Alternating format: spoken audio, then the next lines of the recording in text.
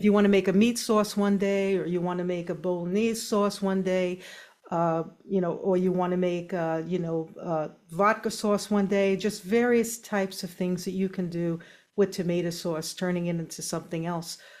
So I just love the variety. You can add cream. There's just so many things you can do with tomato sauce. And that's what I was saying before about, making variations on the original dish. If you wanted to cook for a couple of days, you can make tomato sauce, have that as your staple, lots of ingredients that you can have in your cabinet so that this way you have a staple of ingredients.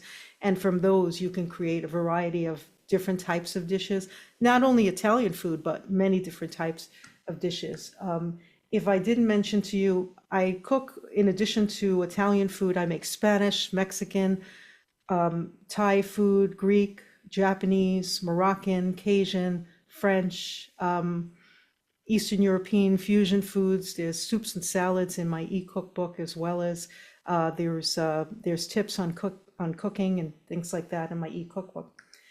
And so here's another one, eggplant mushroom farfalle. So here is my dish. This is eggplant with mushroom with farfalle, and it has cheese. It has a couple cheeses in there, and I'm keen to try it. Oh, sorry for that. But this is another way, of course, to make another dish with some ricotta cheese and peas with penne. So that's another nice way to do a variety. And this is actually a lamb stew, lamb marsala wine dish. So this, hey everybody, tonight I'm making lamb marsala. Yeah, with some vegetables in there. So stay tuned. Have a lot of videos there. And then another dish you can make is chicken and peppers. Once you have the sauce, you have everything to work with these other dishes, and then you could add on as much spice as you want. I recommend not adding too much spices too soon. I think slowly adding spices in, just to make sure you don't want it too spicy, or if you want it less spicy, so you're not adding it all at once. And then cheese raviolis, of course. And then this is another example of this is roasted eggplant penne. Roasted eggplant is fantastic. If you've ever made roasted eggplant in the oven, it's interesting because you put salt, garlic, and it tastes fantastic that way. It really does. And I just, that's my favorite way to have it anyway. And then an eggplant sandwich, you can do that as well. And I don't know if I have any more videos here, but these are the foods to stock. I'm gonna get into the correlation of music as well, but these are the things to have on hand when you're trying to cook at home. This is like a staple of ingredients, and this is actually my favorite slide, because this really gives you like the tools to have, like, once you're ready to cook, in trying to figure out, well, what am I going to make? And I have much more also in my ebook as things to have on hand, but this is a good staple of ingredients to have in your kitchen.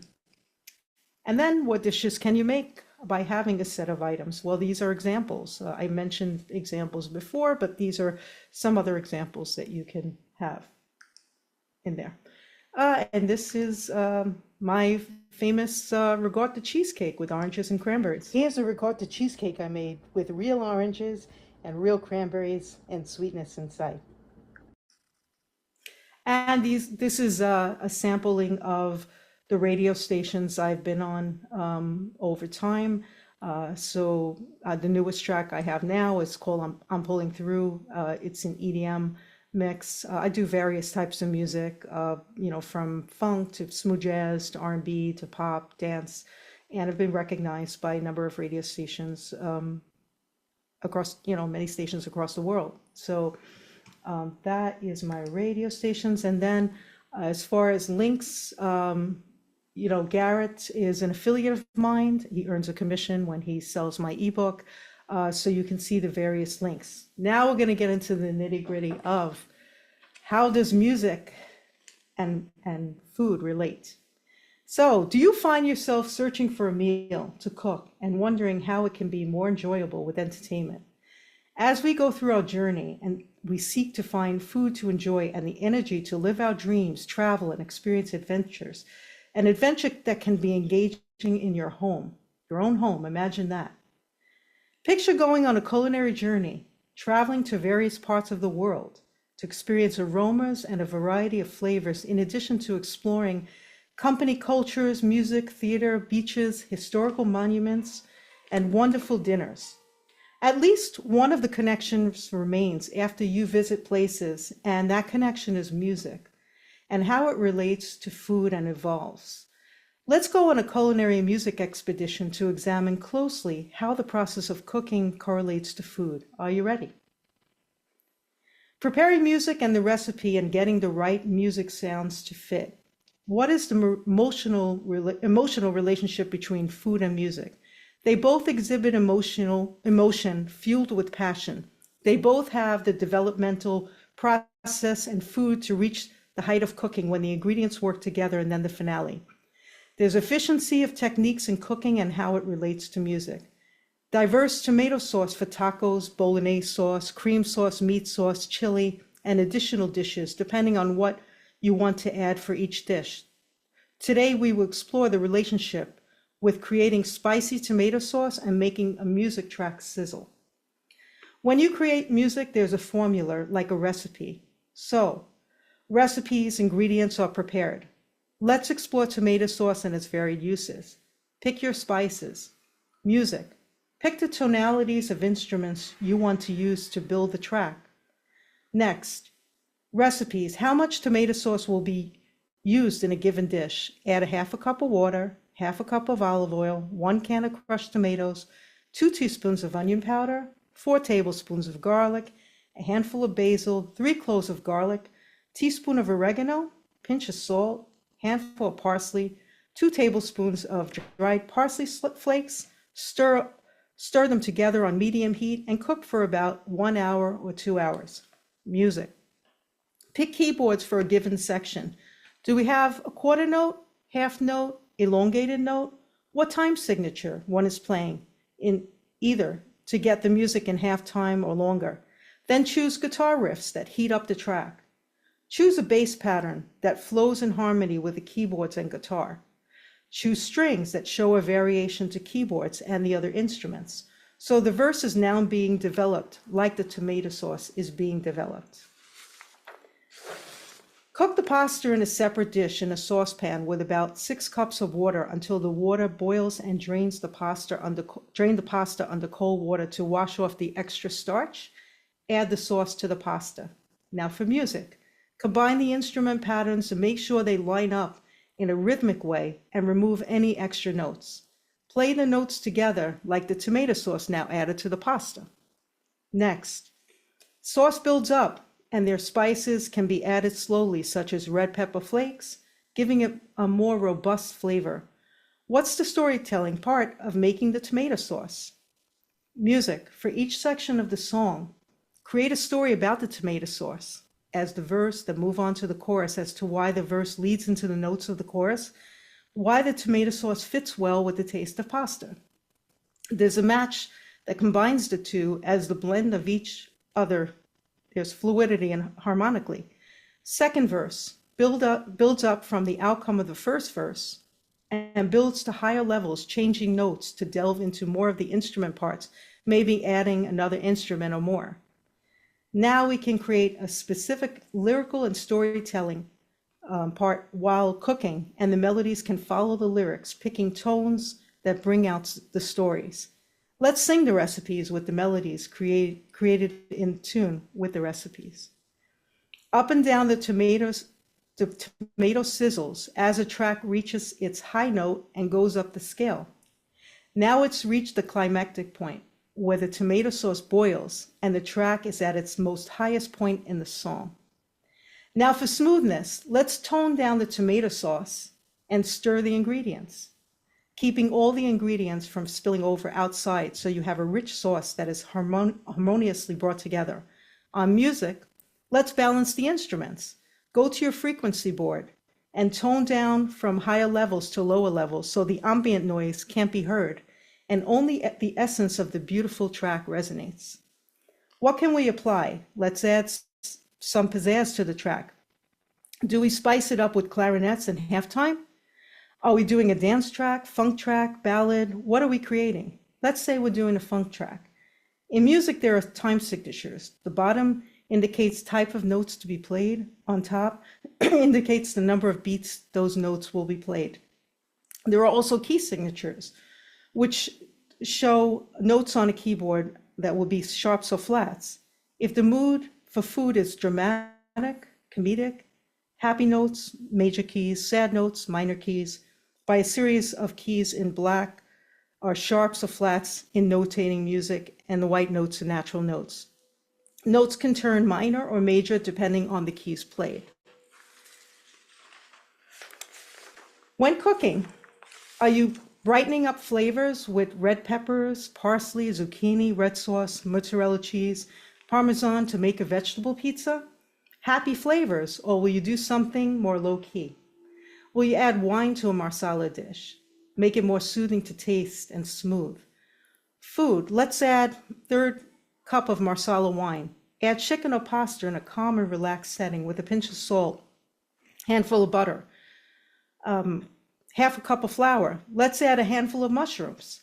Add your sauce, whether spice with red pepper flakes to jump out with a thick, vibrant sauce, or add more water for a more subdued addition. Put it on your pasta. A measure is a specific bar of time where those beats are played, so that's where you see vertical lines. Let's have the trumpets played in triplet notes, and how many notes are played within the measure. Let's add saxophone playing on a scale of notes, starting at the easiest part, and we get more complicated later. But let's say start with C with no sharps or flats. The third notes constitute chord progression, so the third note up from C, and then the fifth note for the chord progression. You get a happy feeling. If you go a half a step down on this note, that is a minor key. You get sad, melancholy. That's how you feel, perhaps. And then if you put it higher, there's a happier feeling, right? Now, within these notes are the beats and rhythms you play. Are you cooking thinking of the rhythm you want and the type of beat to go with it? Fast or slow beat? Yeah, let's slow it down. So you're slowing it down, singing the note like that, maybe just sort of like that. Doesn't go into something that's more powerful type of. Now let's see the sizzling note. Sound high frequency for tomato sauce, or low, slow rhythm when you cook slower. Will it be fast cooking or slower cooked? Will sauce take hours, or do you want something quicker? Will pasta boil in water to be al dente, meaning firm, or cook softer? Will your notes be soft to the touch or more firm? Now let's see how the food you are preparing works together. What is the result?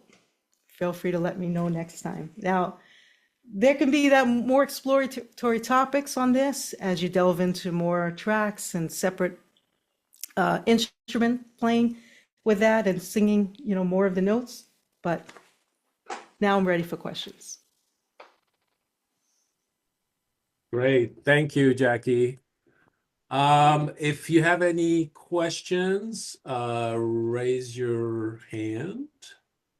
Or I guess since we have such a small group, you can actually unmute yourself and ask the question. But while we wait for questions, actually, I do have one question I was curious about. Do you think that there's a correlation, or could there be a correlation between the type of music and the actual cuisine? So, for example, Yes. like the French music, right, has a very specific, like the accordion kind of thing, right?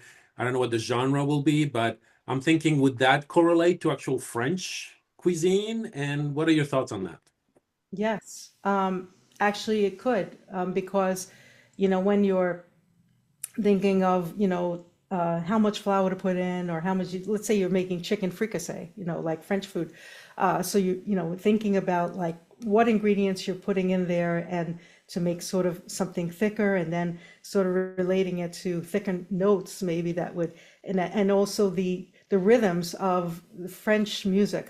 In fact, in the ebook, I have French music, and I have Spanish, French, Greek, and Italian music in my e-cookbook. Hmm. Yeah. So yeah, I could So see it correlated. it corresponds to the actual dish, like if you have like French music with a French dish, is that right? It has, well, the ebook has 20 tracks. Hmm.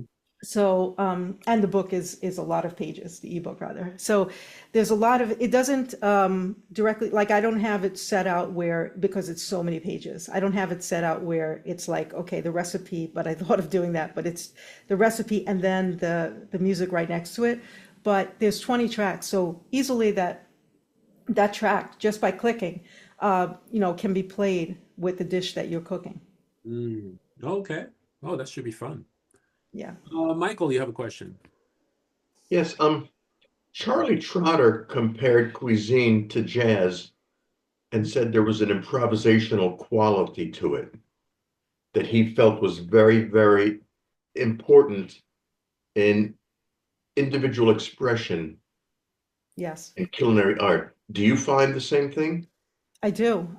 In fact, because I do play smooth jazz, and I also love that some musicians, when they write music, they go to musical progressions that work, but they're not predictable. So it's like, you know, the unexpected.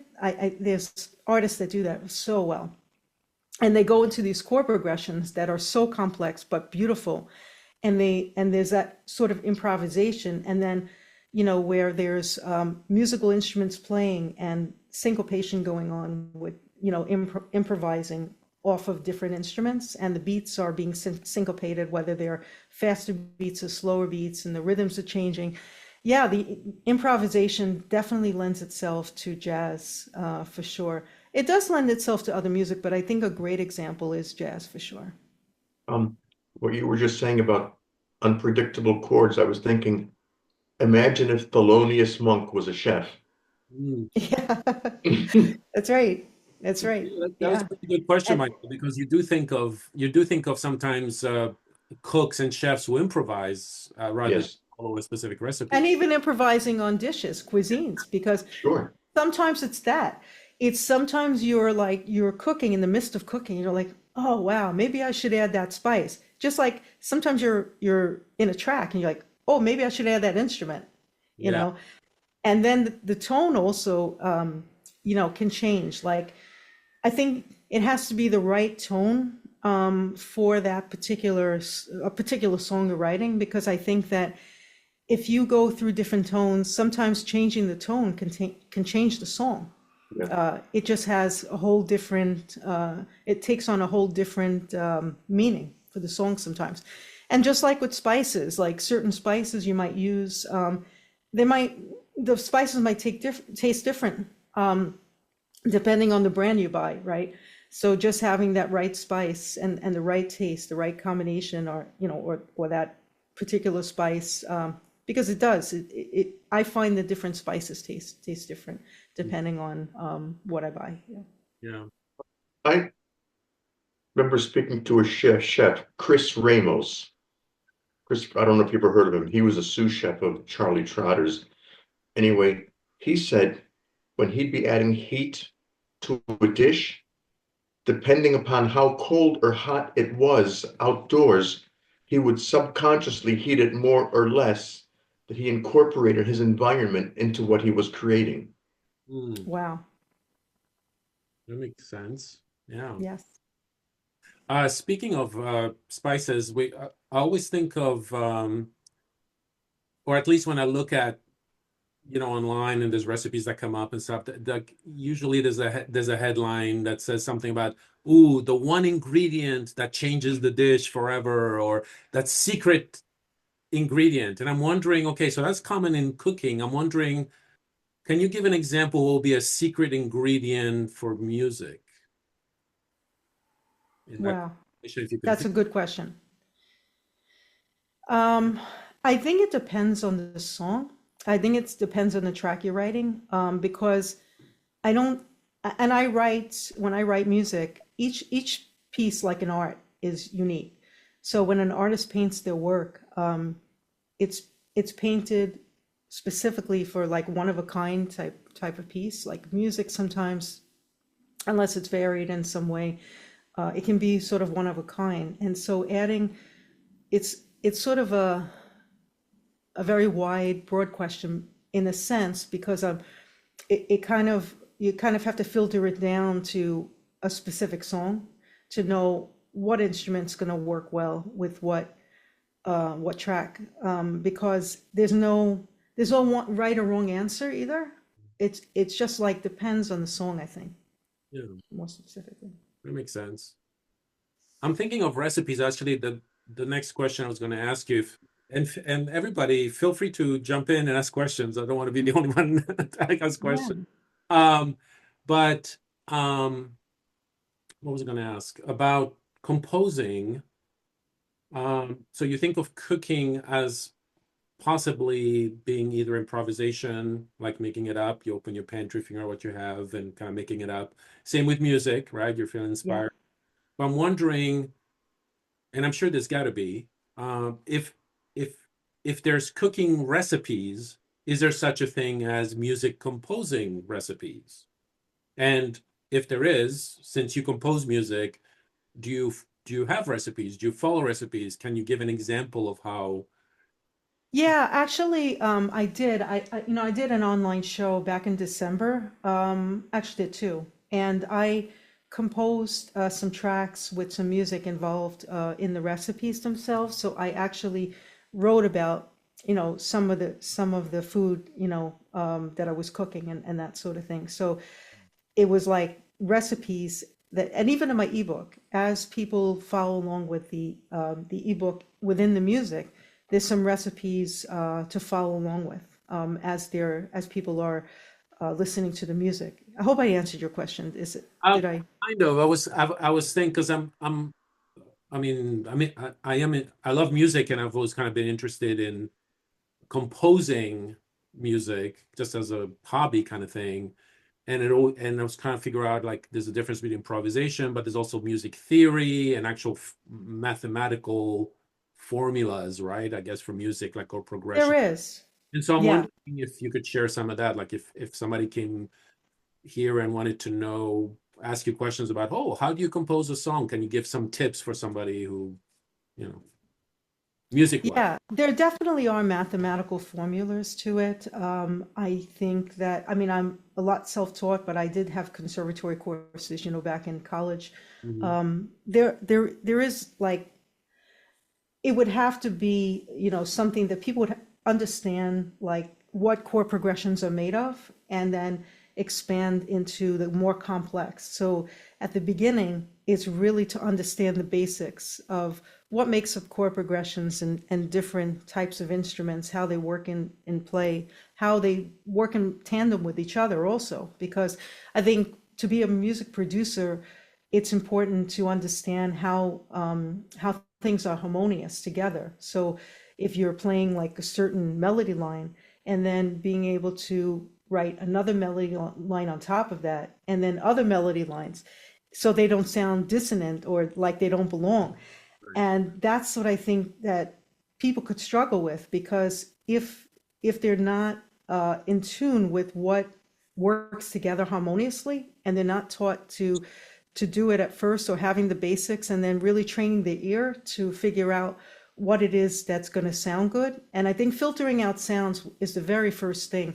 I think filtering out sounds is really important, and having 88 keys is important too, because you can go up and down the scale. Right. But yeah, the first thing is to really learn a lot about the sounds, and then being able to figure that out, and that's how you learn to build tracks later. But yeah, it starts with writing the song. It starts with writing the melody lines. It could start with any instrument, really. It can be the bass line, could be the motif. It can be like the theme throughout the song. But I think that beyond that, knowing what to put around that bass, or knowing what to put around, if you start with a clarinet, what do you put around the clarinet?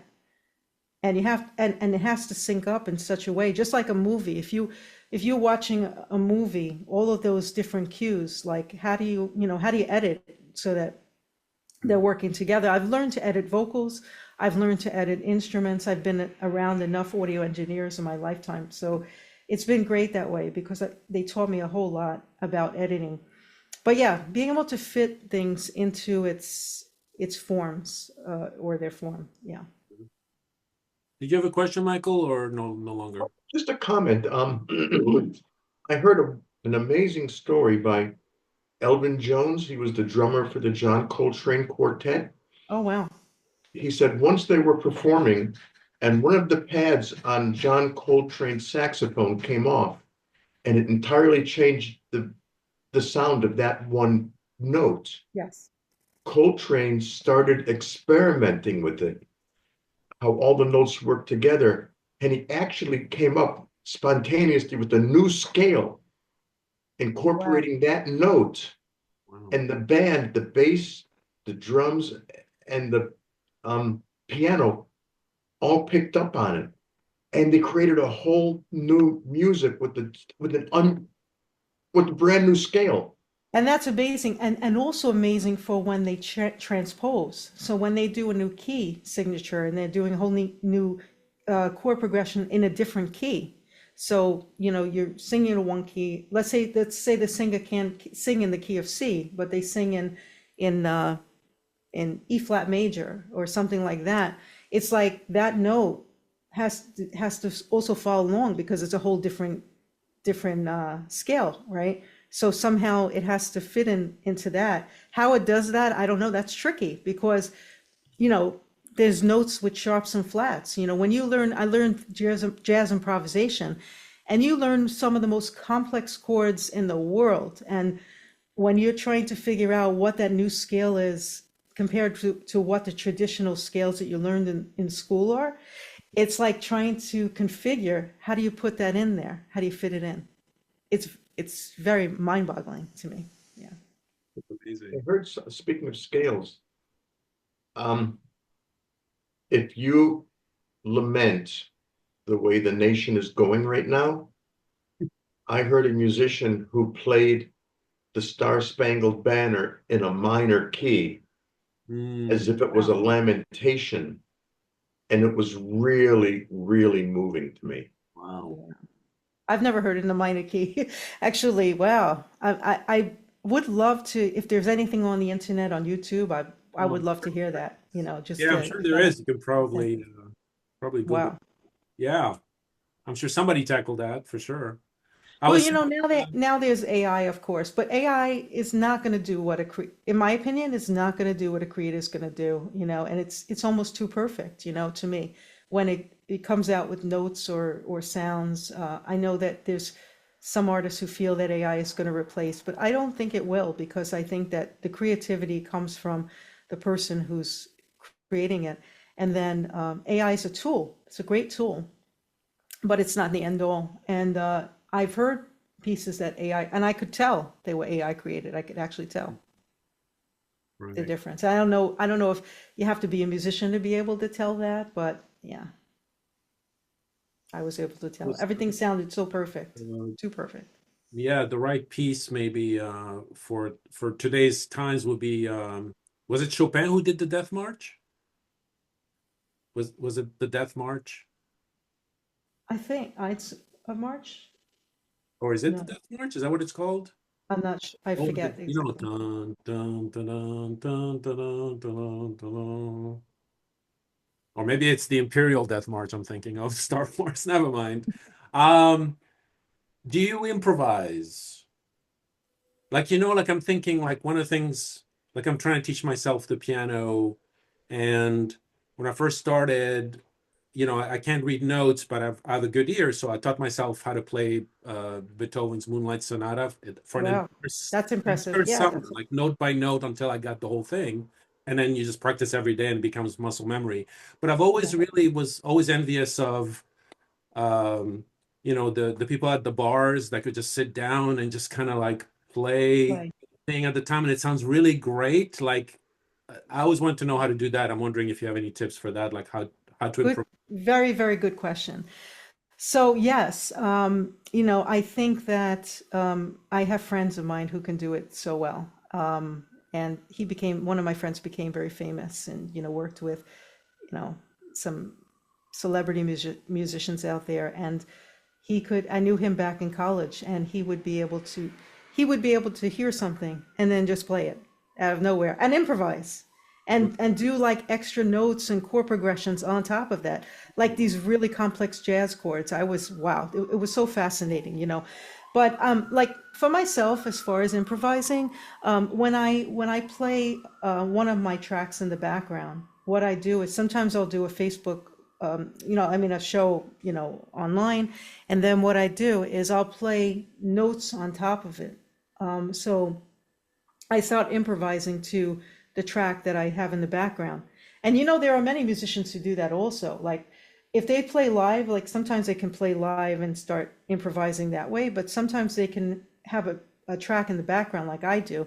And then I just start playing my own solos. So I'll do like piano solos. Sometimes I do something live and people are there to watch me play piano, and I'll just like start playing on the piano, just improvising, yeah. Mm. So I do.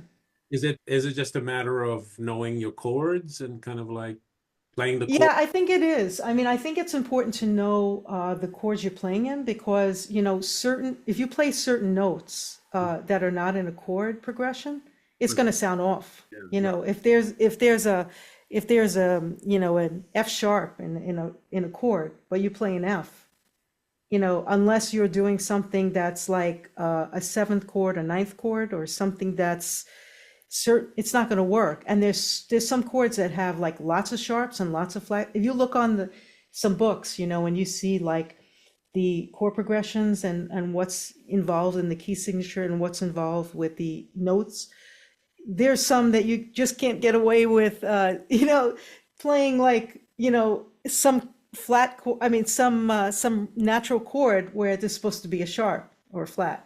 So it can get very complex, with that. And that's the thing to keep in mind. So when you're playing, and that's, I say it's very good to really know the different key signatures and as I learned in school and they sort of drummed it into me, but knowing those key signature really helps because then I think you can get to the chords faster if you know that.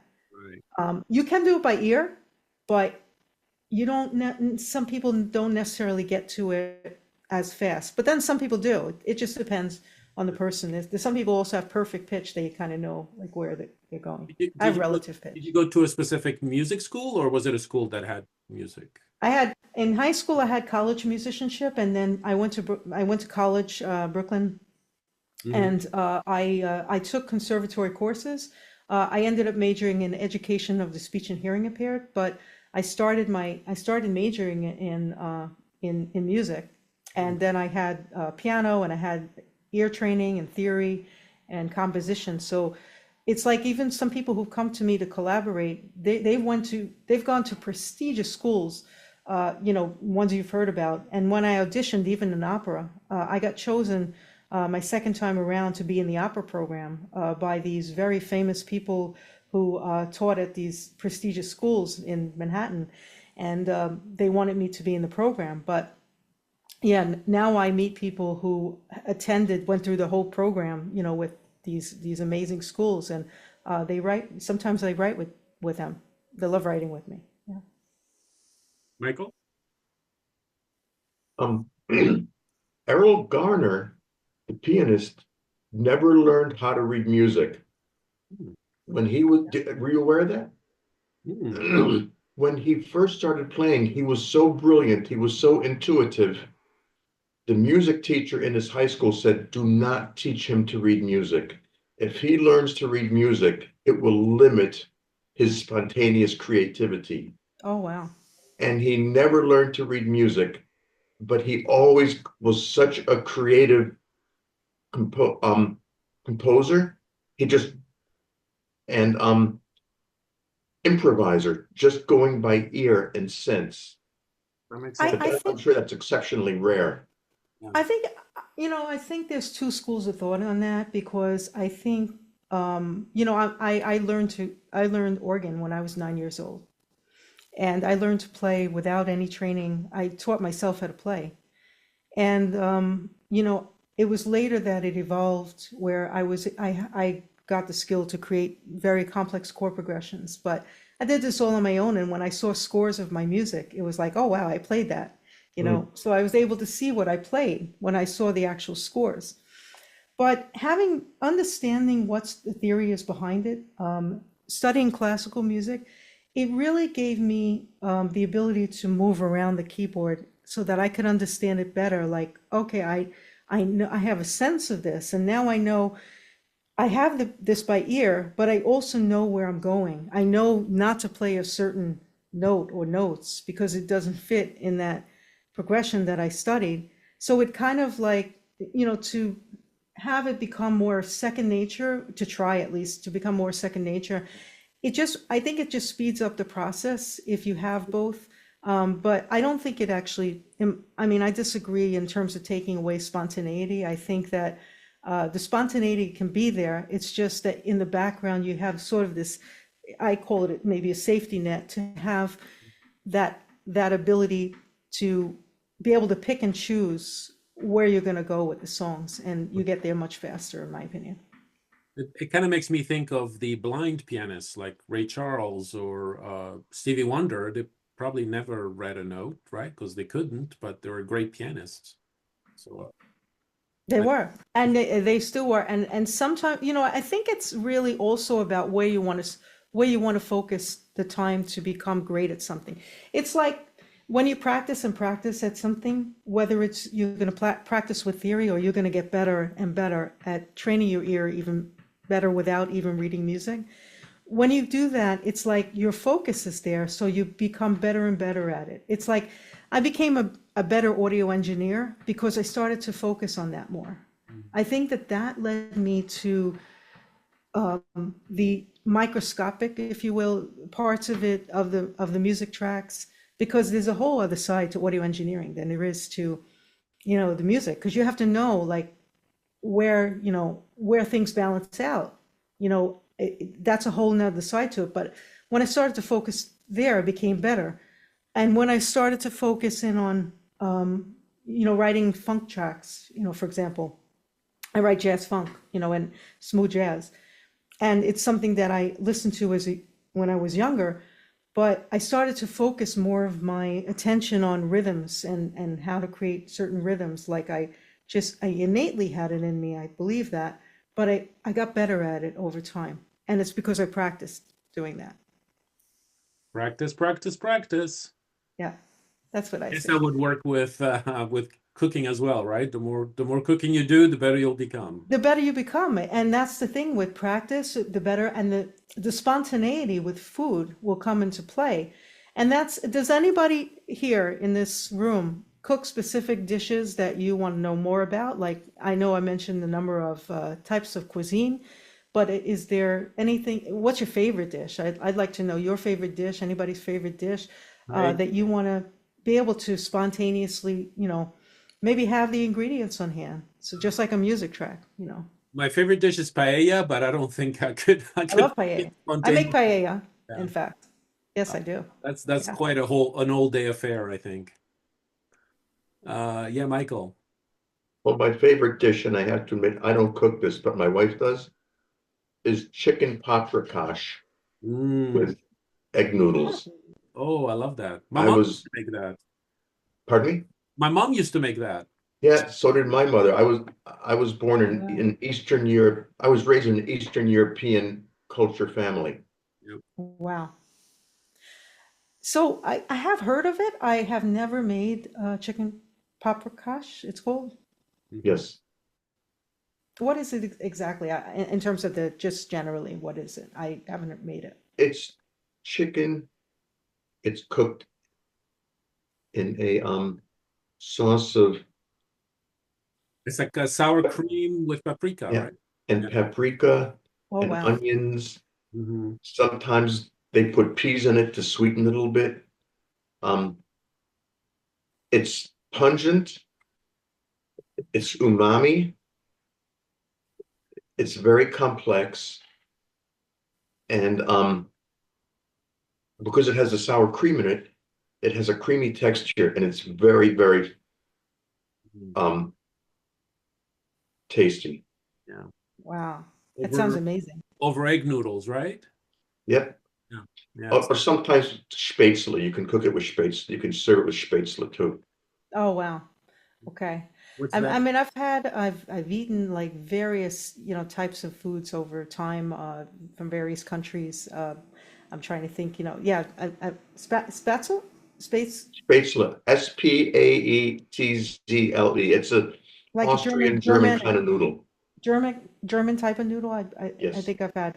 Yeah, I've had that, like, because I've had like Wiener Schnitzel when I've gone to yes. like German restaurants, this kind of thing. So yeah, with Spätzle. So I have had that, but I've never had chicken paprikash. I do various types of things. The Greek food I make, I use phyllo dough for many different types of vegetables and cheese, within phyllo. I know that one of my affiliates, actually Garrett, as I mentioned, he made a mushroom phyllo dish. He loved it. He said he cooked it with his daughter, and he said it came out delicious. He added his own spin on it, which I was very happy to hear. And that's with phyllo dough. But yeah, there's so many things you can do. I think that I made Swedish meatballs one time, but that's not in my ebook. And that is, believe it or not, everyone, that's the most difficult, one of the most difficult dishes you can actually cook, because you have to get the flour, the mix of the butter, and just right, the stock just right. When you're taking it out of the pan, you're putting it back into the pan. It's several steps. And I made it for the first time a number of months ago, and it was delicious, but it was so messy and so hard to do. But that's what I mean about complex dishes. There are complex dishes, and then they're easy. You're talking about making pesto, easy. Couple ingredients, you're done. And pesto homemade is the best you could have versus buying it in a jar in Mhm. a store, in my opinion. What's your favorite dish, Jackie? Yeah. Honestly, I like a lot of things. I mean, I love Italian food. I love Mexican food. I'm just trying to think of my favorite, dishes, I that I imagine you're on I death. mean, I love lasagna, and in Mexican food, I love burritos and quesadillas. I'm just, yeah. So you can only have one last meal before you die. What would it be? Oh, I You don't can't know. just say, "Oh, I love everything." You got to pick one. I love Yes, you can. enchiladas. You can love everything. You don't need only one. I guess you can have a whole smorgasbord and I all. love enchiladas. I love Yeah. enchiladas. I do. I Okay, there think we they're go. good. I'm hoping that one of you will say something that will spark my knowledge of my favorite, because one of the things I realize is that my favorite changes all the time. And I kind of like that. Like I purposefully find a new favorite. Yeah. Well, But What's your favorite? what's your favorite du jour? right now I am into the spinach, the cream spinach, and add the spicy stuff or add the savory or add all kinds of stuff. It's just a base of goat cheese and spinach, basically. That's That's just spinach? Mm. cooked. Yeah, spinach is amazing. I add chia seeds to it, and then you can add all kinds of flavors. It turns out that spinach, even uncooked, can just blend really, really, really well into most dishes. And it's healthful and it's amazing. So spinach is my go-to right now. Yeah. Wow. I've kind of always, it always dumbfounds me that you put like tons and tons of spinach and it becomes like the tiniest little thing. Right. So think of Yes. like all that concentration of goodness and nutrition that you can just sneak into any other dish too. Yep. Yeah, and Yep. I mean, there's so much that can be done with spinach. You're right, and also chickpeas are very very variable too. You can make a lot of things with chickpeas. So I sometimes will I make Mediterranean dishes, and also avocado is I mean, I love guacamole. I love to make that. But yeah, and I love things that have variations, where you can buy something and then make it into a few different types of things, dishes, because it just adds variety to one day you're eating one thing and next day you're eating something else. And, you know, I just love that. Yeah. But spinach, what else has that kind of, uh, you know, zucchini is great for, you can make like zucchini pancakes. I know, like in Turkish food, right? And even Greek food, I believe. Mujver. Yeah, I've had zucchini pancakes. There's so much you can do with that. I made in my e-cookbook, I think I have zucchini pancakes I made with cranberry, something like this. Yeah, so it was different. It was very good. Oh, But yeah, yeah. potato. potatoes, and just making different things. You can add zucchini within that.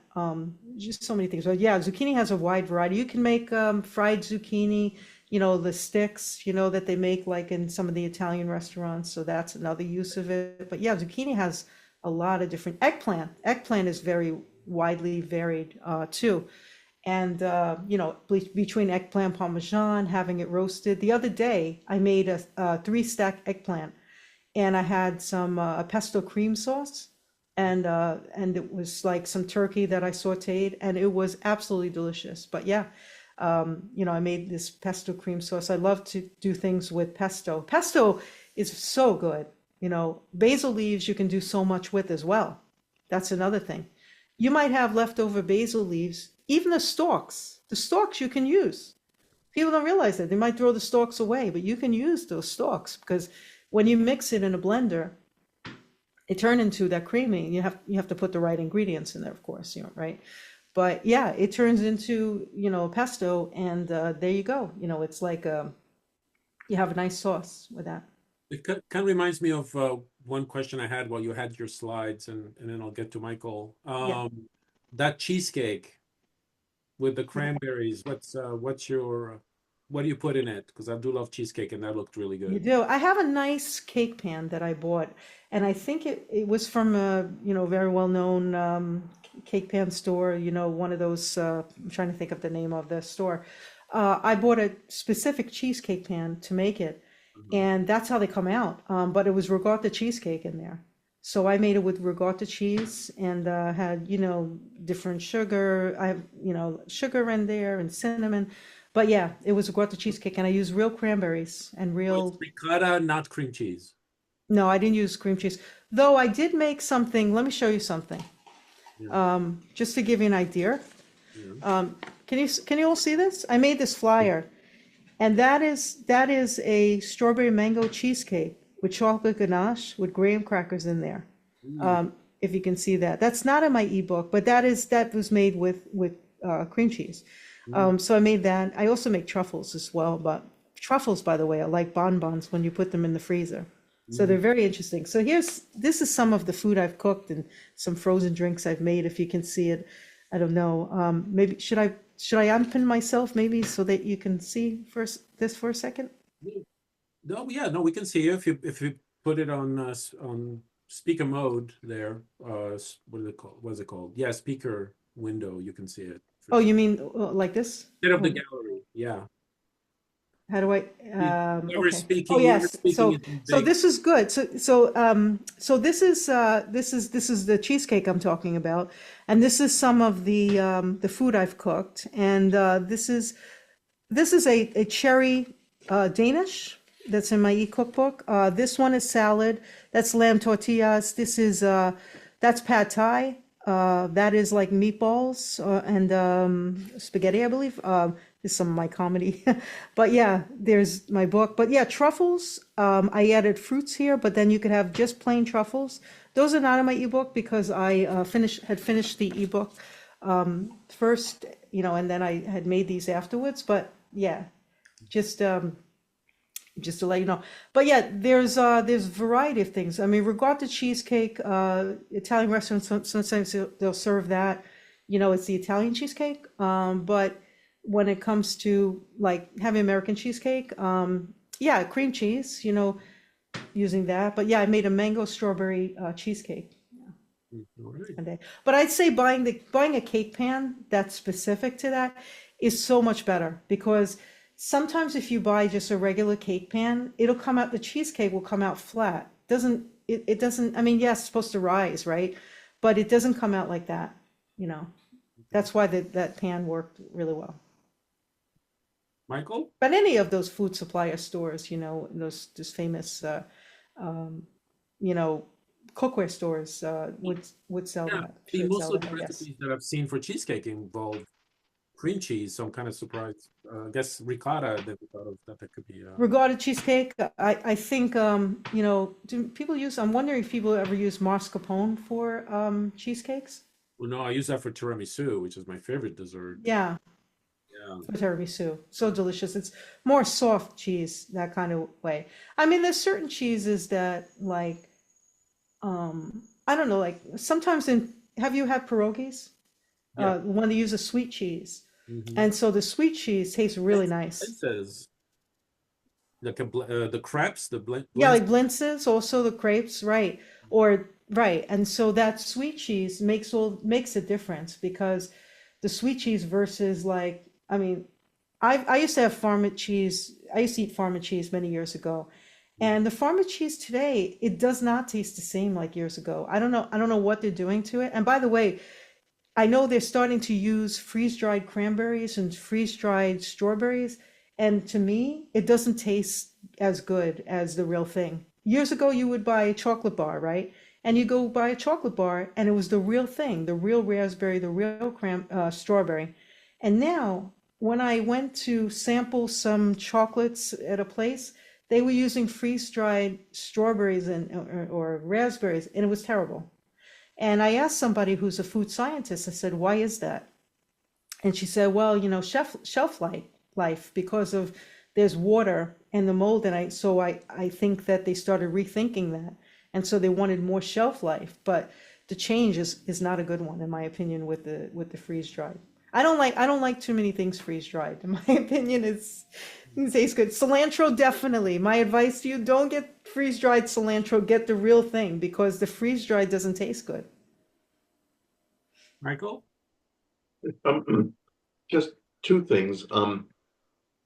My wife makes homemade hummus, and she removes the shell of the chickpea before she makes it, Oh wow, okay. and Yeah. it makes a world of difference. It's so much smoother. Yeah. Oh wow, that's good to know. Although that And then, takes a lot of patience to do. oh, she's a very patient woman. She she shells and separates what Wow. is it? Pomegranates regularly so we can have pomegranate. Wow. Just Pomegranate is so good. I mean, I think that even yeah, doing things with pomegranate, it's good. It's such I think it can you can create a wide variety with that as well in terms, you know, people have done things with different things with pomegranate. I guess you could have like even pomegranate cheesecake maybe or something. But yeah, there's a wide variety of things. But yeah, I also would love to know, you know, anybody's favorite dish. You like Italian food? Do you like Spanish, Mexican? You know, what type of dishes? Thai food is one of my favorites. I make Thai food. I make Thai soup. I make different things with Thai food. You know, I started to cook Chinese food, but I don't have it in my ebook, the Chinese food, because I started to cook it after I already published it. I made a spiced cashew chicken. It was so good, just like the restaurant tasted. Yeah. So I have a couple of questions. One is, how did you go from cooking stuff to making an ebook? Because, you know, cookbooks are like there's so many of them, right? It's very competitive. I'm wondering, like, what gave you the idea of putting your cooking into an ebook? That's one. And then a follow-up question to that is, how did Garrett get involved being an affiliate? Like, how did you guys meet? And Yeah. So, yeah, so I've been cooking since I'm 15 years old. I've evolved my cooking skills over many years, and I thought to myself, yes, I was doing this e-cookbook, and I wanted I wanted to make it something with more pizzazz, you know, and the comedy thought came to me one day, and I thought, I write comedy stories. Why don't I put these comedy stories that I write into my e-cookbook? Because they're like vignettes, they're like short plays, and make it fun, you know, because you know, cooking is supposed to be fun, right? And so that's where first that came about. And then later on, I thought, well, I do music. So I woke up one day and I thought, well, you know, I did a movie trailer and I combined food, music, and comedy. And I'm like, why not put music to it? So I added music in the ebook, and I thought about, okay, I'm going to write specific types of songs for the ebook because it's a cookbook. So I'm going to involve and intertwine some of it and then I had sound effects I thought of and to have there. And then also I do voiceover. So I'm a voiceover artist. I do different character voices. If you ever heard of my different character voices, maybe you might hear some of them in my snippet on my website. But yeah, I decided to combine that and make it fun. And I thought, I want to create an experience in a kitchen. It wasn't just about the cooking, it was an experience. So that people, when they host their get-togethers, their dinner parties, they can have an experience too, with the music in the background and surround sound. Yeah. So it sounds to me that you already had like I get the end part, like combining and make something unique, but it sounds like you had the idea for a cookbook as a starter. And I'm wondering, Yeah. how do you go from being a cook to thinking, oh, I'm going to make a recipe book as an e-cookbook? Like, how did that It idea? was I woke up one day and I thought I'm gonna put together some comedic things around the cooking, because cooking can be fun, but it's also can be funny as well. Oh, Like there's some things that are very funny about, how, like, I thought, what if I got flour on the floor, or something that was comedic, like different things could be. I mean, the stories are different. They're all different stories, all different. So the comedy, was something that I thought to combine and sort of intertwine it, because I have this ability to write comedy and mhm. also do online shows too. But because I have this ability to write comedy, I thought what great thing it would be if I can sort of combine, that into the e-cookbook. And then the music, how I could also involve that. Why not be a stand-up comedian? I have done some online. I did actually one for IHOP. I did an event for IHOP back in December, also for the Lori Landon Foundation for a nonprofit. I actually did a show, also for that. So speaking also of Garrett, so I met Garrett through someone else who referred me to Garrett, because I there was someone else, a friend of his, who I told about my affiliate program, and when Garrett heard about it, he joined up, and he got a copy of my ebook, and then yeah, he started So going through the ebook. what's your affiliate program? What's So your yeah, my affiliate program, so people can join up. So when people join up, they earn a commission on each sale. They get a custom link. So yeah, they get a custom link, and then they can track their sales through a custom dashboard. I see. Yeah, and the program is laid out on my website as well, so you could take a look. Yeah, Great. when they sell my ebook, they get a commission. They have to basically sell the They have book. to sell the ebook through their link, through their custom link to get a commission. Yes. Makes sense. Any other questions, Michael? You asked about Italian food. What are one of my favorite dishes is spaghetti carbonara. Yes. Hmm. And do you know the history of spaghetti carbonara? I don't. I have been to Italy, and I have learned so much because there was a tour guide who talked about many, many different topics, but I don't know the history of that, to be honest. Well, when the US troops were in Italy during the Second World War, they were getting eggs and bacon for breakfast all the time.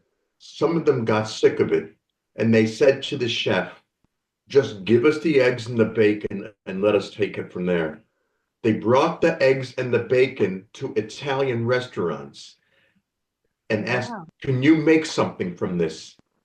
And the chefs in the Italian restaurants combined the eggs, the bacon, Mhm.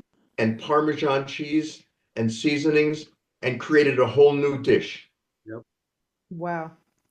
Yeah, that is amazing. I mean, even the story of pesto is very interesting. And that's another thing, how pesto came about, but yeah, things sometimes happen like that, how it just all of a sudden comes from just something could have happened where it wasn't intentional, like people cooking something, and then all of a sudden they ended up putting a spice or something into the ingredients, and then it changed the dish, and now you have a unique recipe. Yeah. I think that's how most recipes happen too, sometimes. Like accidental, improvisational, but yeah. Interesting. There's a dish Actually, called, I'm sorry. no, go ahead, Michael. Okay. There's a Jewish dish called Kugel. It's a noodle pudding, and it was Oh, yeah. always made sweet. And I like Mhm. to cook. I figured, why should it always be sweet? And I made savory Kugels with like um grilled vegetables or Oh, wow. and then for Thanksgiving I made my own pumpkin pasta Oh, with yum. Wow. um with ricotta cheese and maple syrup for dessert. It was so good. There's so many different things if you're not if some kind of food has a certain type of specification as sweet, savory, main course, dessert, whatever, and you decide Wow. that you just want to reinterpret it, there's a lot you can do. That's Yeah. interesting. Yeah, because like I know raisins are like a part of like making that. And it's also interesting. Have you ever heard of cannoli cake? In the cannoli cake, where they use like dried fruits. It's so amazing. I love dried fruits, but the Mhm. way it's used in there, it doesn't taste like the dried fruits that you have alone. It's like that mixture inside the cream.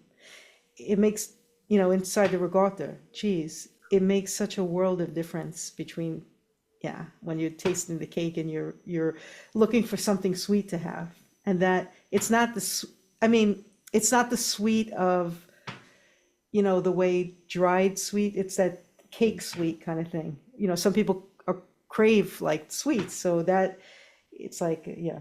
But it's interesting also what you're saying about the kugel because I know it like it's cooked with raisins, from what I remember, and it's delicious, but that's great you did a variant of it. Yeah, And when I cook it, I fold in beaten egg whites so Wow. it's not dense, it's lighter. And can I ask you all a question? How do you find using substitute ingredients for certain I things? didn't hear what you said, I'm sorry. Like substitute ingredients. Like sometimes if you substitute certain ingredients for something else, it doesn't have exactly the um, maybe the density, or it won't have the exact uh, I don't know what the word is. It doesn't come out as fluffy or something, Mhm. if you substitute. I'm just wondering how you and everyone feels about like when you substitute certain ingredients, do you find that like if you substitute certain bread, it'll come out tasting different, or gluten pasta, for example, comes out tasting, so different that maybe you have to try to use some other ingredient to jazz up the flavor, because if it's just gluten pasta, it may taste so bland and awful. So I'm just wondering, like, yeah, I was curious about that because maybe people want to substitute pasta for quinoa, but if you want to have the gluten pasta, like to make it taste good, I'm not sure how to make it taste good. I have not used gluten pasta, to be honest. Me either. So I don't know if anybody else has had that sort of experience, with that, realm of things. Anyone? Um, I can't say that I've had that experience. although I Yeah, it's go back to Michael's idea of making something sweet savory. I know I've always wondered about oatmeal, right? Like when you think of oatmeal for breakfast, it's always kind of sweet, but I always thought, well, oats are kind of a grain like rice, and you can make rice savory, but you can also make rice pudding. And so you could also make in my savory book, I have an dishes. oatmeal section. I have an oatmeal section where But I is it jazz up savory oatmeal oatmeal or sweet oatmeal? in my book. Because you can make savory dishes with oatmeal. So Yeah, anyway, yeah, uh, You, yeah, go ahead, Michael. you were talking about dried fruits. yes. Um, I don't know if you knew this, but condensed dried fruit cake was a staple for the Roman legions when they would go out on campaigns because they used nuts in it also. It had a tremendous amount of energy. It could last for a long time. It was easily digestible. So those were normal rations for the Roman legions when they went out on campaign. Oh, wow. I It's absolutely did not interesting. know that. I absolutely did not know that. And like, even what's the rum cake like that like some people there's like a fruit cake that is delivered and it's made with like the dried fruits. Mm. So it's like like sometimes in the holiday season the stores carry like this sort of fruit cake that has like those dried fruits and it's I never knew this, but there's a sticky substance that goes on top. But when I looked up what that sticky substance was, now I'm afraid to eat the sticky substance. There's something, that the sticky substance comes from. Supposedly it comes from some sort of like insect. And I was reading about this online. Whether it's true, I don't know. But there's that glaze thing, that goes over some pastries. And one day I'm reading and I'm like, what is this? I didn't even know that sticky substance is has remnants of what I was reading about. I don't know if you heard that about. I've heard it. I know I I don't know don't if know they if it's still true. use it, but the red substance that they used for red M&Ms came from the wings of a certain beetle. Mm. Wow. But now they there was a ban, which I'm glad about, that they banned the red dyes because Yes. that's not healthy. No. Uh, I didn't use red dyes. I mean, I stay away from those. Red dyes are scary. I think they only banned one of them. I don't know that they banned, other red dyes. And I think the companies have until a certain time to get rid of the red dyes completely, or at least one of them. I'm not really sure, but I've heard I about know one they of them. banned one of them. And already in Europe, it was banned. So Yes. like certain things that we have in the US, I think some of them are banned in Europe, some ingredients. Yeah. Yeah. I think they banned all the colors in Europe, but not here. Yeah, Yeah. I was gonna add to that too with when I buy pasta as well, I only buy the pasta that's made in Italy. I'm in Canada, I'm in Toronto, Oh, and I oh, only buy the pasta made in Italy because in North America you all inject everything with gluten and stuff like that. And in Europe, if you add gluten to anything, you need to make it, you have to put it on the packaging that it's been added. So Mm. they don't oh, add it wow. over there.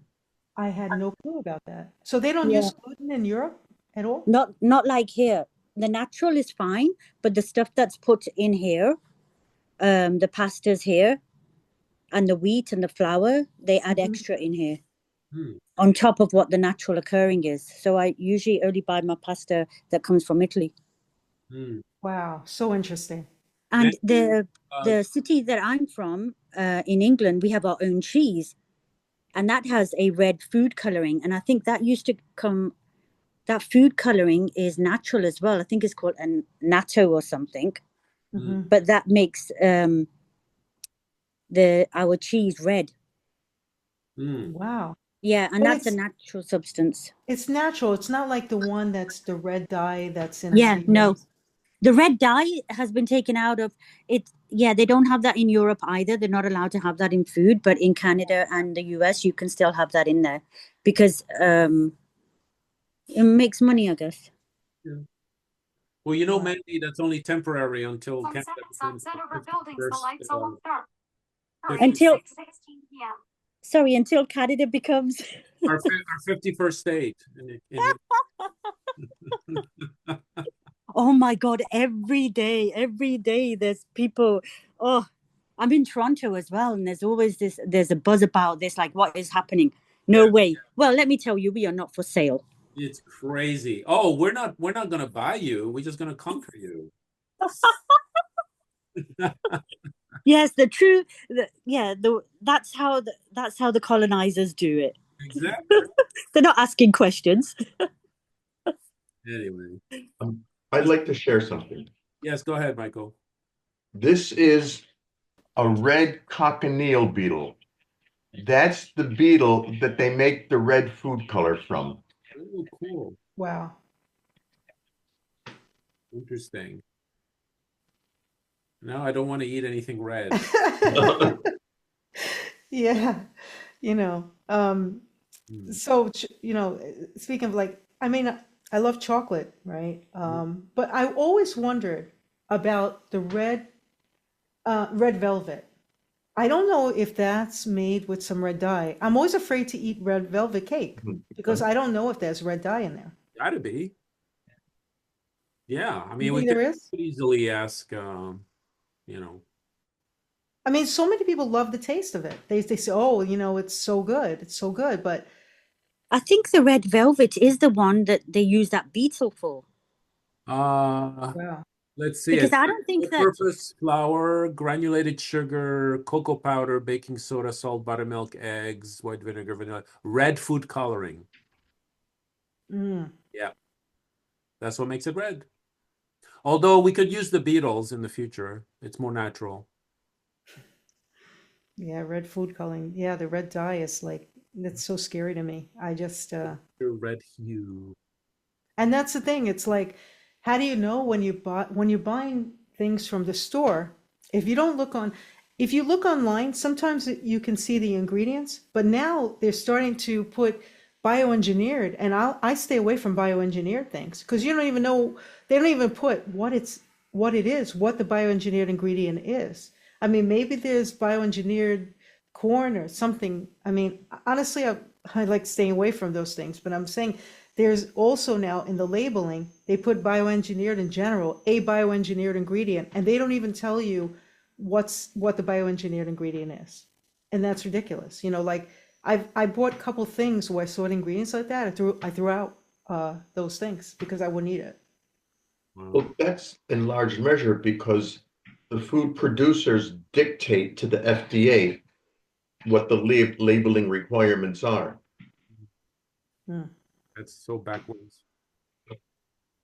Yeah, I don't know. I mean, I just don't, when I see something like that, I don't go for that. I just stay away from that. But yeah, anybody else see that sort of thing? Like always wondering maybe what they're doing with bioengineering stuff? Because, some people say, oh, unless it's organic, there are some people who don't think food has the nutrients that it used to. I was talking to a nutritionist today, and he goes, "Do you know that the food you eat doesn't necessarily have the nutrients that you think Yeah, it has?" the soil is depleted for sure. Yeah. Something, right?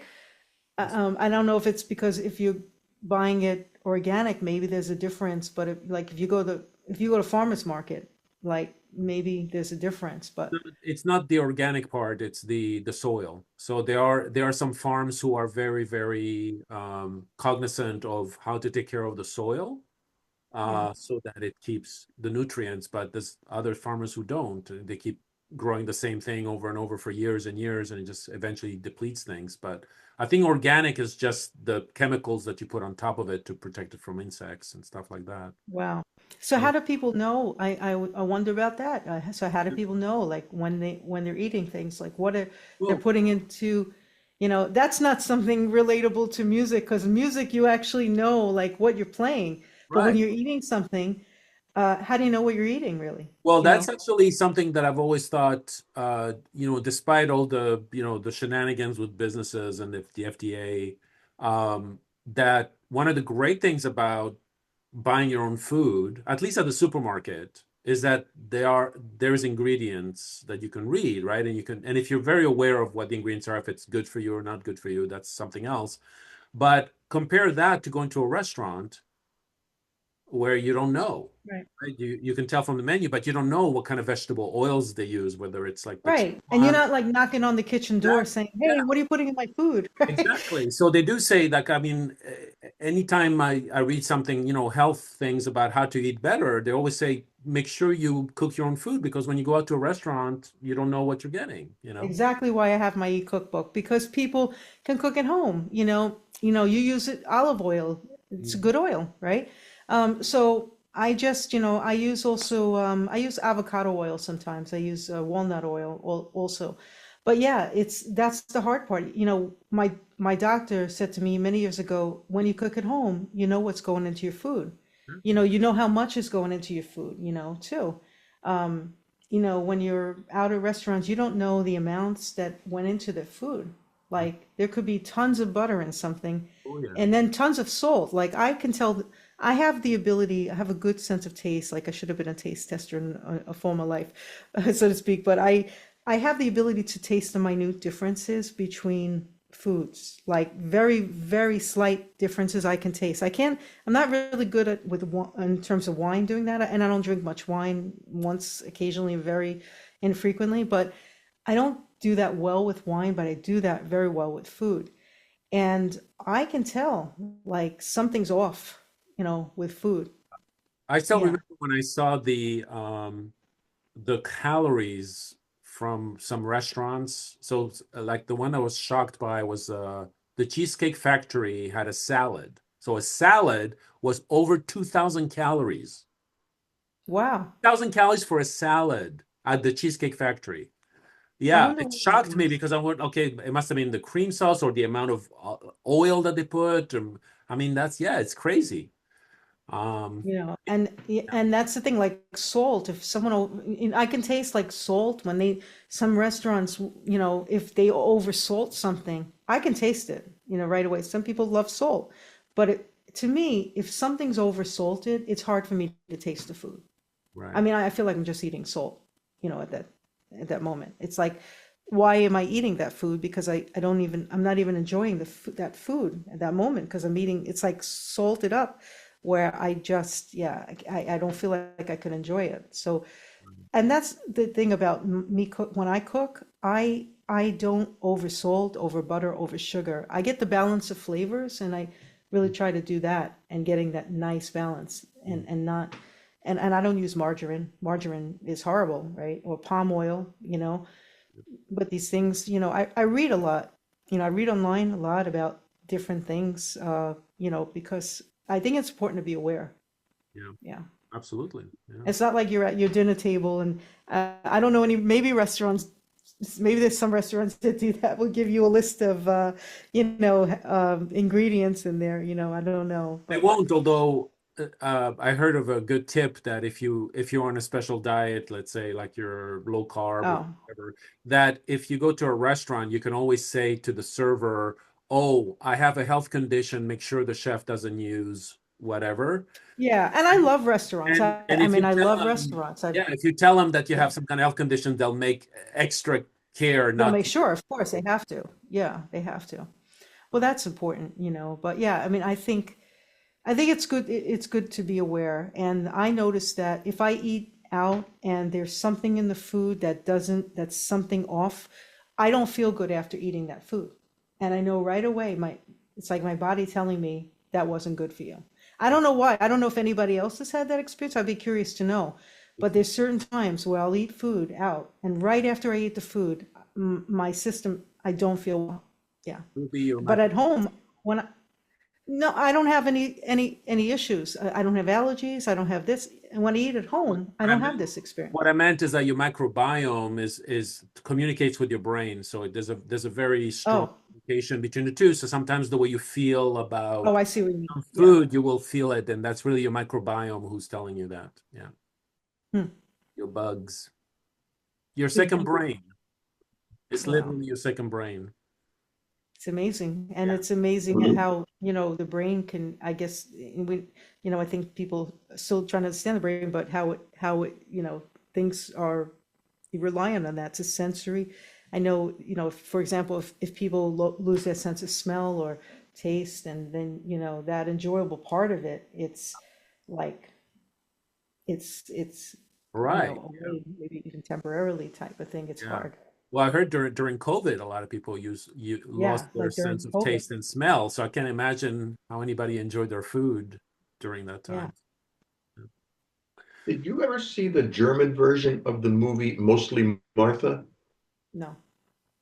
Oh, it's brilliant. It's about a brilliant German chef with an exquisite sense of taste, but Right. she's very regimented. Mm. And then she meets an Italian chef who's much more free form and much less regimented. And they clash, but eventually they merge. Wow. It's a love story. It's also a food story. It's also an art story. It's just brilliant. Mostly Martha, the German one. What's the English title? Mostly Martha is Mostly. the English title. But there was one with Penelope Cruz, which was Oh, not the same. This one is the original German one. okay. Wow. I And haven't heard of it. I recommend you see it. And it's subtitled. Right. And Wow. if you live in Brooklyn, have you been to the restaurant Gator? No. Oh, it's such a wonderful place. Where is it? So Gator. It's in Greenpoint. Oh, okay. I have been to Greenpoint, but I haven't been to the restaurants there, to be honest with you. It's like, I live in Brooklyn, people are like, what? You haven't been to the restaurants? So it's not that far away from me. I think it's the G train, right? They have a lot of really nice Polish restaurants in Greenpoint Yeah. too. Yeah, Gator. Oh. So what kind of food is it? It's very creative. The chef, she worked at Jean-Jacques. She worked at, Wow. was it Le Cirque? And she also was a private chef for several families. But she wanted to do her own thing. She opened a restaurant, and there's no way to categorize it. But it is so inventive, and it's seasonal. Hmm. Right. Did you notice that, and I've eaten at a couple of places not too long ago, but the food just did not taste the same. I have to say, I don't know what happened, and the places that I've, really good place, unless it was the dish I ordered, but I'm not going to name names, but honestly, it just did not taste the same. And that even from the desserts to and they were different places, a couple of different places, from the desserts to the entrees. Anybody else notice this? That I don't know if there's a change in the food in some places or what, but I've noticed some difference. Yeah.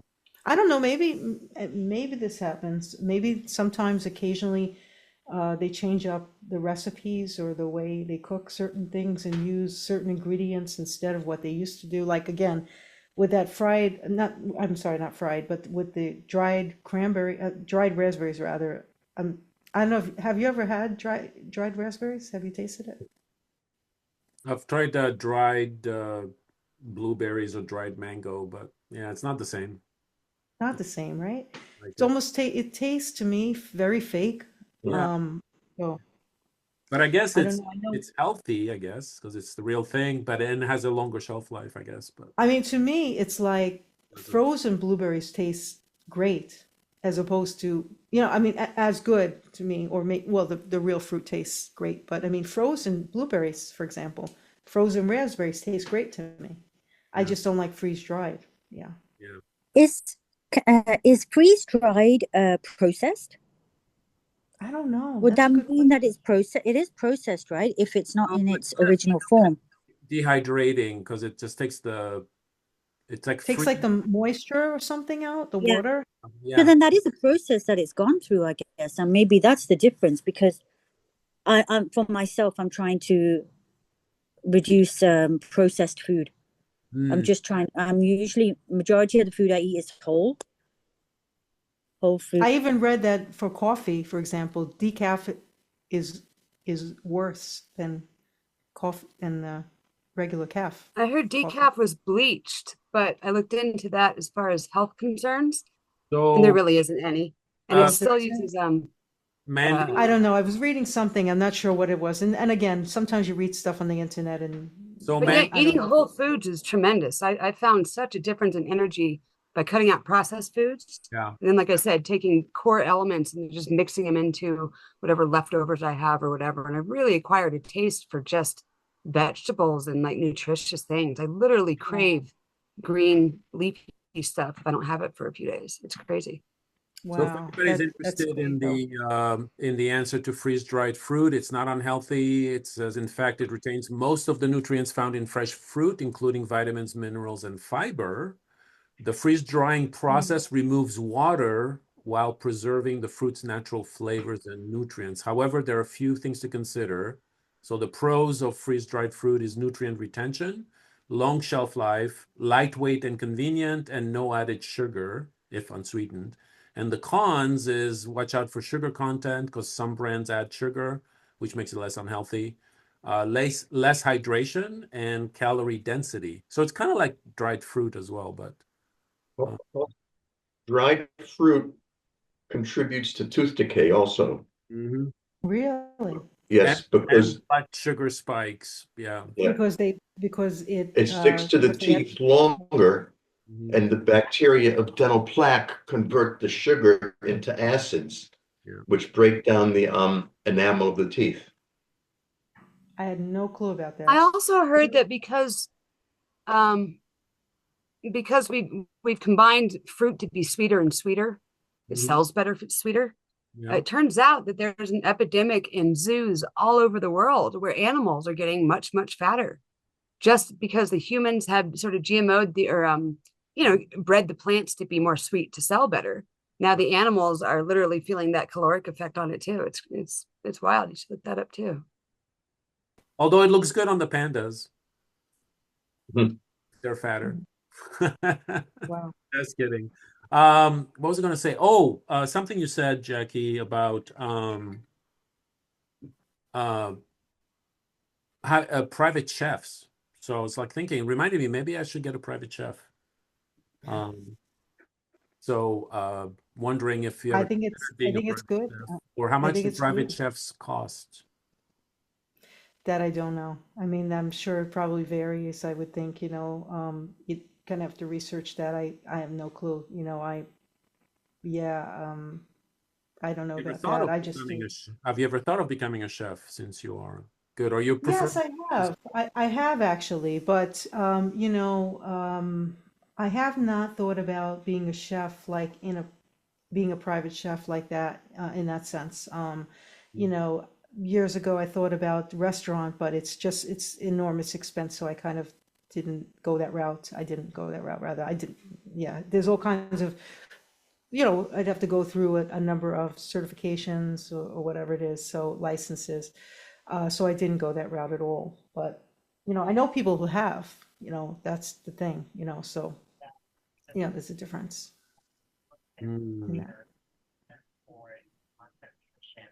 Um, I have a great restaurant story.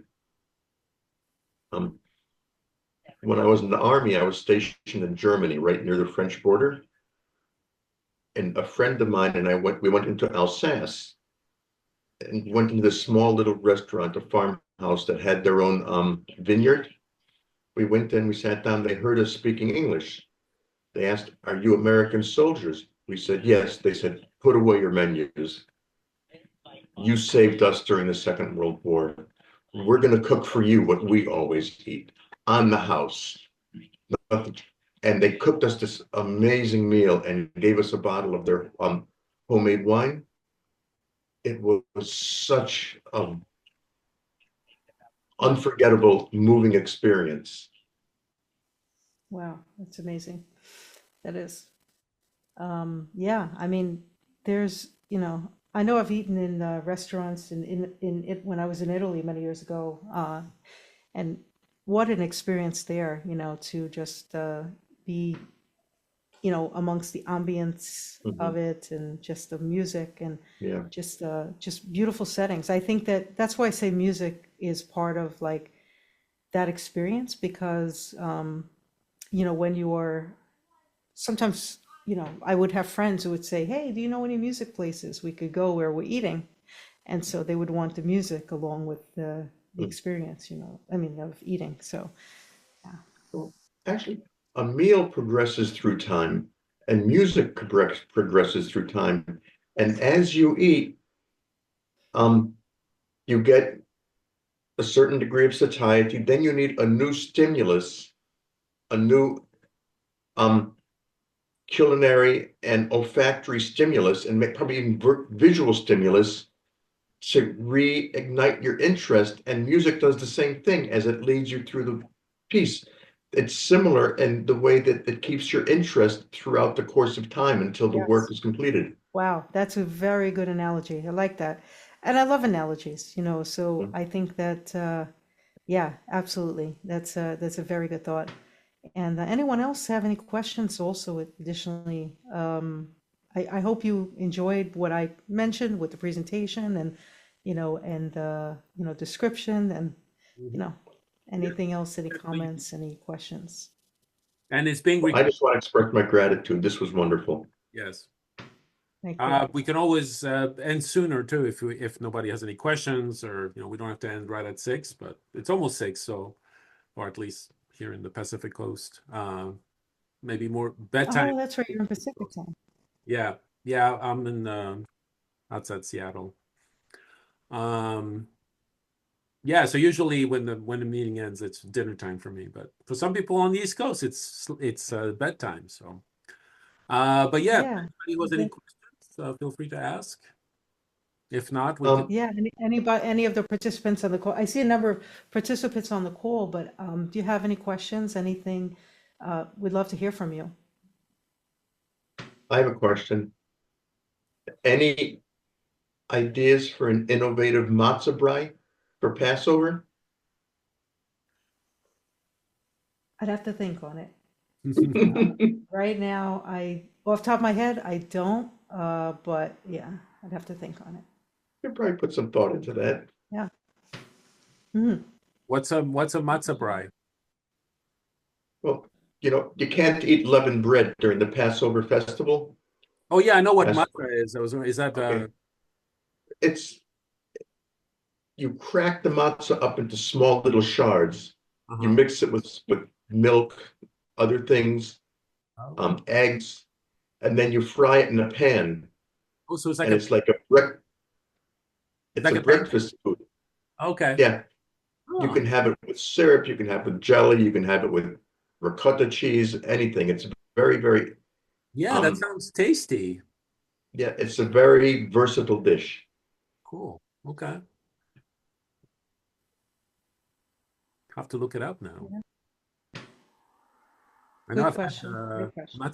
matzo ball soup. Mm, Yes, that's really I've good. had that. Yeah. Anyone else also additionally would like to ask anything or comment? Like it. Going once, going twice. Well, if there's no questions, I'd like to thank Jackie again for this wonderful talk, and of course the Q&A has been very, very enlightening. Thanks again. The recording will be available on YouTube, or you can talk to Garrett about whether you want it to be on YouTube or not. That's up to him. So yeah, have a good night, everyone. Thank you so much for attending. Hey, And, yeah. thanks for a wonderful evening of hosting, Carl. You did a great job. Well, thank Yes, you you. did. My pleasure. Yeah, thank you. My pleasure. I Yeah, appreciate you. enjoy it. So thank You you, did Mike. a great job. I Jackie. enjoyed you hosting me and being here, and it was a pleasure to be with you all. Okay.